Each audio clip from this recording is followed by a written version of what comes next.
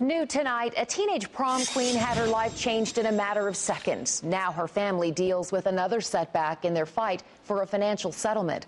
Michelle Gaines and her family were awarded millions of dollars in damages. Now, the twist, though, that's now been taken away. Tonight, CBS 11's Jay Gormley with an emotional story about a father's fight for justice.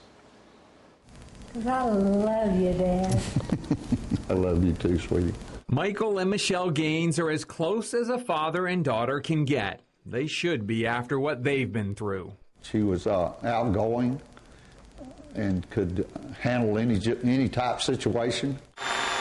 That all came crashing down on June 11, 2006, when an 18-wheeler hauling a drilling rig ran a red light and slammed into Michelle's car. My daughter, as I knew her, died that day, and what God's given me back, I love.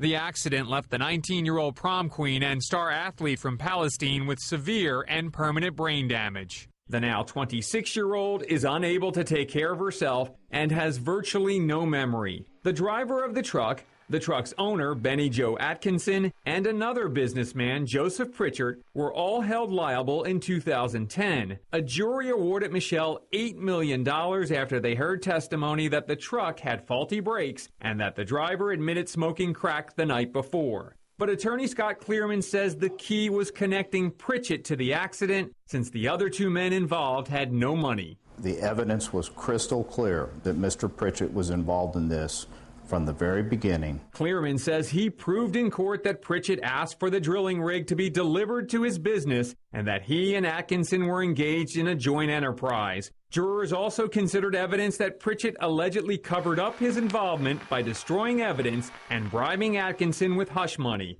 But all of that changed in 2011. The 12th Court of Appeals overturned the jury's verdict and found that Pritchett was not responsible for the truck, the rig, and how it was transported, which means Michelle Gaines won't collect the $8 million settlement the jury thought she deserved. Did you hear all the facts? Steve Norris was the jury foreman and calls the ruling a slap in the face. Why do you have a jury duty if somebody else is going to overrule what you took 4 days very seriously to do? I don't understand it. Things got even worse for the Gaines family after the Texas Supreme Court declined to hear the case. You're up here and then you're down here, but it seems like you're more down here since this has happened. The family has one last hope. They filed a petition to reconsider, and the Texas Supreme Court has asked Pritchett to respond. If the petition is ultimately denied, however, Michael and Michelle Gaines will need their strong bond more than ever to overcome yet another setback.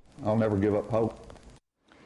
Joseph Pritchett and his attorneys declined an on-camera interview, but they did issue us the following statement. This was a tragic accident, and the people responsible for it are liable for Miss Gaines's injuries.